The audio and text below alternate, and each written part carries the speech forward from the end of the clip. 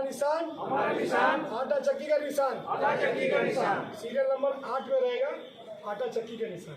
अजीत जी हमारे साथ बने हुए हैं, उस पर अंडमान निकोबार जनता पार्टी के बाद क्या रिश्ता है बीच में? आज एनिम्स और डीएचएस का वापस में तालमेल सही नहीं है। मैं आपको बता दूं कि सबसे पहला मकसद मेरा जो एसीज होते हैं, अगर एसी यहाँ का जो असिस्टेंट कमिश्नर है वो उसको अगर जाकर हमारे एक जो यहाँ का एक हॉस्पिटल है उसको नहीं देख सकते, वहां में एक अगर वो अपने बलबूते पे एक एक्सरे मशीन नहीं लगवा सकते, एक अल्ट्रासाउंड नहीं लगवाते, तो उनका एसी में बना रहना भी एक व्यर्थ है।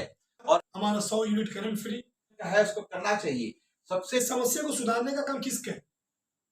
आइए, आपका स्वागत है फिर से आदर्श न्यूज में। अजीत जी हमारे साथ बने हुए हैं, उस पर आगे की चर्चा करते हैं। तो एक शॉर्ट में बताइए सर, पूरा हिस्ट्री अंडमान निकोबार को मालूम है, एक शॉर्ट में बताइए कि आपके और अंडमान, हम ये नहीं जानना चाहते क्या हुआ कैसे हुआ, आज का डेट में एज ऑफ नाउ आपका और अंडमान निकोबार जनता पार्टी के बाद क्या रिश्ता है बीच में? आज अंडमान निकोबार जनता पार्टी को अजीज का जरूरत है, और प्रजापति जी जो हमारा फाउंडर मेंबर है, ये अंडमान निकोबार जनता पार्टी जो बनाया, उनसे हमारा परसों भी बातचीत हुआ।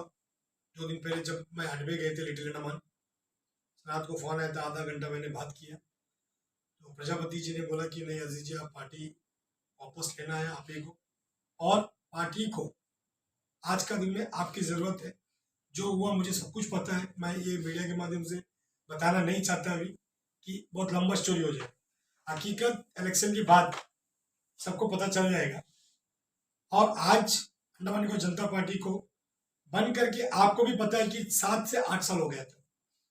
2017 में उसका गठन हुआ और उसको इसी बचा के रखा हुआ था। जब अजीज अंडमान निकोबार जनता पार्टी का वर्किंग प्रेसिडेंट बना, उसके बाद ही अंडमान निकोबार जनता पार्टी अंडमान में पता चला कि मतलब आप लोग दोनों साथ साथ है, आप और पार्टी, अमर पार्टी साथ है, हमारे प्रजापति के साथ। करेक्ट। तो लेकिन एक दर्शकों को बताना चाहूंगा, एक चीज कॉमन मिल रहा है बीजेपी में, कांग्रेस में और अंडमान निकोबार जनता पार्टी में भी, शायद और किसी में मिलेगा। अंडमान में बीजेपी का देखा विष्णुपद राय है, दूसरी तरफ विशाल जॉली गायब है, उनका कोई भी रैली में उनको नहीं देखा जाता। लेकिन जब मेरे ख्याल से ये आए थे उनका जो अमित शाह जी, तो वो दिन उनको दोनों को एक साथ देखा गया। इसको बोलते हैं डर के ऊपर का डर, जो मैं एक पिछला वीडियो में बताया था। जब दिल्ली से एक फोन कॉल आता है तो यहाँ में पैंट गिली हो जाती है। क्यों गिली होती है? क्योंकि दोनों एक साथ कभी नहीं दिखते हैं, लेकिन अमित शाह का प्रेशर में आके दोनों एक साथ दिखते हैं। ठीक है, दूसरा साइड अगर आए तो ये एक साइड में 5 साल टीएसजी ने पूरा प्रचार किया अंडमान में, और वो है कैंपेनिंग कमेटी के चेयरमैन। कैंपेनिंग क्या होता है, और उसका चेयरमैन ही गायब है। तो ऐसे में जो है हमारे कुलदीप राय शर्मा जी, उनका भी कैंपेनिंग क्या हो रहा है आई डोंट नो। और वो कैमल वे आते हैं चुपचाप से, कुछ इधर उधर घूमते हैं और चले जाते हैं, ना कोई रैली होता है, ना कोई उनका कोई मीटिंग होता है, पब्लिक मीटिंग कुछ नहीं। तो और सेम चीज इनके साथ भी हुआ है कि इनका 2 पार्टी में भाग हो गया। एक कहीं और में इंडिपेंडेंट लड़ रहे हैं, ये इंडिपेंडेंट लड़ रहे हैं, लेकिन एक दावा कर रहे हैं कि इनके साथ पार्टी है। लेकिन हमें इससे ज्यादा कुछ लेना देना नहीं। आइए हम चलते हैं ओवरऑल अंडमान निकोबार का एक सबसे बड़ा मुद्दा है जॉब रिजर्वेशन 100%। इसके बारे में आपका क्या सोचना है और आप इसको कैसे इंप्लीमेंट करेंगे? हम लोग बहुत जल्दी बोलेंगे कि ये चीज आप हर जगह डिस्कस किए होंगे। 100% रिजर्वेशन हमारा मैनिफेस्टो में भी मैंने डाला हुआ है, और मैं चाहता हूं कि अंडमान निकोबार आइलैंड के अंदर में 100% रिजर्वेशन जरूरी इसलिए है कि अभी हाल ही में आप लोगों ने देखा होगा, ये नर्सिंग ऑफिसर का, एमटीएस का, जीटीटी का, हर पोस्ट में बाहर से लोग इतना आया हुआ है कि कोई हिसाब नहीं। ये नौकरी हमारे अंडमान के बच्चों का है, और हम आइलैंडर्स के लिए दिन रात लड़ता है और आगे भी लड़ेंगे, ताकि आपका ताकत हमारा को ताकत और ज्यादा दे। इसलिए जो है आज हम एमपी का कैंडिडेट बनने के लिए तैयार हुआ। और ये चीज अंडमान निकोबार एडमिनिस्ट्रेशन के हाथ में नहीं है, ये चीज हमारा होगा तो सिर्फ और सिर्फ पार्लियामेंट से होगा, और पार्लियामेंट में जाकर के स्ट्रांगली ये बात को रखना, खाली बात को रख के आने से नहीं होता, दोबारा से उनको समझाना है और दोबारा से रिमाइंड करना है। नहीं है तो हमारे लोगों को लेकर के रोड में उतरना पड़ेगा, ताकि 100% रिजर्वेशन जब तक नहीं आएगा तब तक हम लोग यहाँ पर ये धरना को खत्म ना करें, चाहे कुछ भी हो जाए। ये मेरा सोच है। अगर हम बना तो, नहीं बना तो भी मैं इसके ऊपर लड़ता रहूंगा, लेकिन मेरे पास ताकत कम रहेगी। राइट। तो एक इन्होंने 100% जॉब रिजर्वेशन के बारे में बताया। सेकंड, एक बहुत बड़ा मुद्दा आता है एनिम्स के बारे में और जीवी पंत के बारे में। जीवी पंत जो है पूरा अंडमान में एक धड़कन की तरह है। जिस दिन जीवी पंत रुक गया, अंडमान के सारे लोगों का भी धड़कन रुक जाएगा। और वो धड़कन का हालत बहुत खराब है आजकल, बहुत खराब है। हम लोग मिल के भी एक बार धरना दिए थे, तो उसके बारे में, उसको इम्प्रूवमेंट करने के लिए क्या क्या करेंगे आप? मेडिकल डिपार्टमेंट के अंदर में जो फंड आता है, हमको नहीं लगता कि कोई डिपार्टमेंट के अंदर में उतना फंड आता है। आज एनिम्स और डीएचएस का वापस में तालमेल सही नहीं है। उसी वजह से जो आज मेडिकल डिपार्टमेंट के अंदर में हमारे लोग परेशान हैं।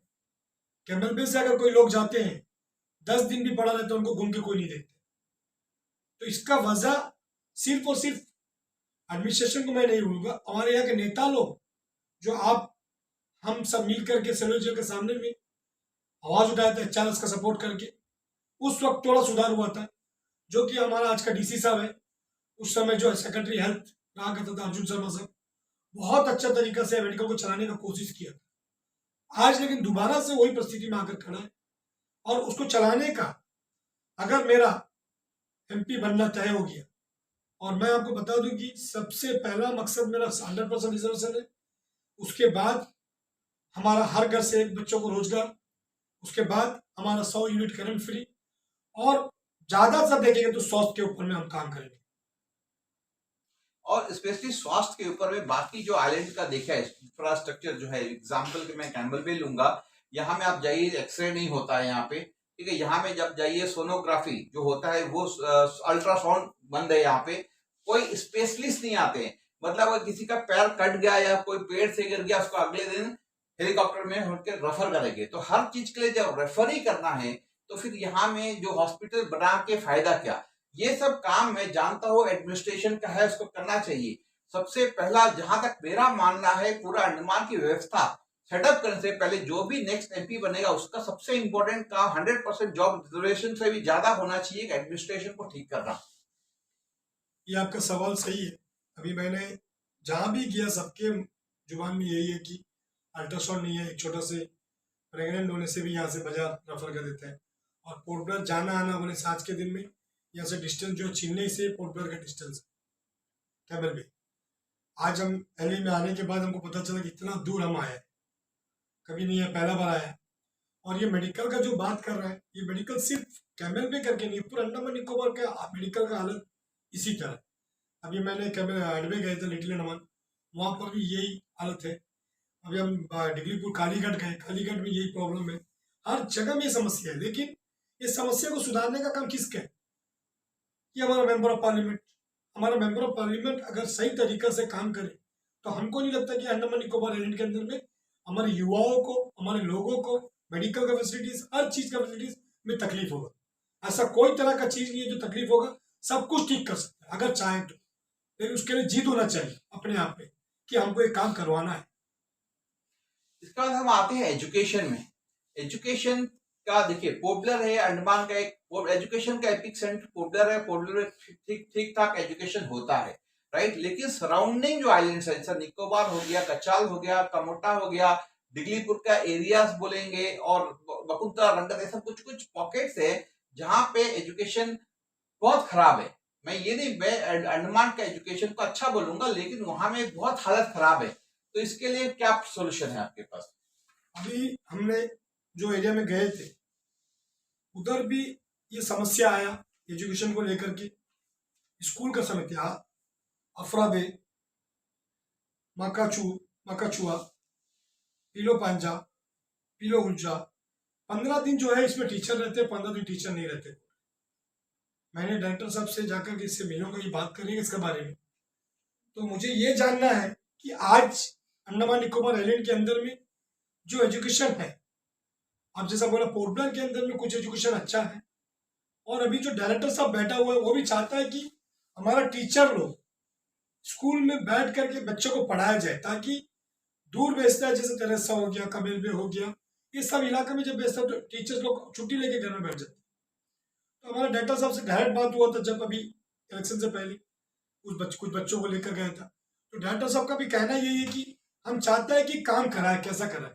और उसके ऊपर काम कर रहा है, जो कि आज के दिन में दिखने को मिल भी रहा है कि बहुत सारा टीचर्स पोस्टिंग भी हो गए हैं, अपॉइंटमेंट भी हो गए। ये सेशन के बाद में हमको लगता है कि स्कूल का व्यवस्था थोड़ा ठीक होगा। अगर ठीक नहीं होता है तो नेता लोगों का काम होगा कि ठीक करवाना। थैंक यू मिस्टर अब्दुल अजीज साहब, आपने हमारे सारे प्रश्न का उत्तर दिया। हमने फिलहाल आज आई थिंक सो कि हमने अंडमान निकोबार का, स्पेशली ग्रेट निकोबार के सारे पॉइंट्स, सारे दर्द को टच तो कम से कम किया है। लेकिन आदर्श न्यूज का ये मानना है कि एमपी एक एमपी होता है और पूरा इंडिया का जो स्ट्रक्चर है वो अंडमान निकोबार से अलग है। यहाँ में एक एमपी को एक आइलैंड से दूसरे आइलैंड जाने में बहुत समय लगता है और ऐसे में यहाँ में हर आइलैंड में एसी से लेकर एक डिस्ट्रिक्ट में डीसी और बहुत सारी फैसिलिटी दी गई है। मैं अंडमान आज जितना पीछे जा रहा है उससे सबसे ज्यादा एमपी से ज्यादा इसका फेलियर मानूंगा यहाँ के एडमिनिस्ट्रेशन का, यहाँ का चीफ सेक्रेटरी का, यहाँ का एलजी का, यहाँ का जो डीसीज का और सारे आइलैंड में जो एसीज होते हैं। अगर एसी यहाँ का जो असिस्टेंट कमिश्नर है वो उसको अगर जाकर हमारे एक जो यहाँ का एक हॉस्पिटल है उसको नहीं देख सकते, वहां में एक अगर वो अपने बलबूते पे एक एक्सरे मशीनें लगवा सकते, एक अल्ट्रासाउंड लगवाते तो उनका एसी में बना रहना भी एक व्यर्थ है। लेकिन इसके लिए एमपी को ज्यादा दोषी देना या उन पर हर चीज थोपना मेरे ख्याल से अच्छा नहीं होगा। इसके लिए एडमिनिस्ट्रेशन को अपना आंख खोलना चाहिए, तो जाग के काम करना चाहिए। और ये आप जरूर बताइएगा हमारा न्यूज का ये एपिसोड आपको कैसा लगा। जय श्री राम, जय अंडमान।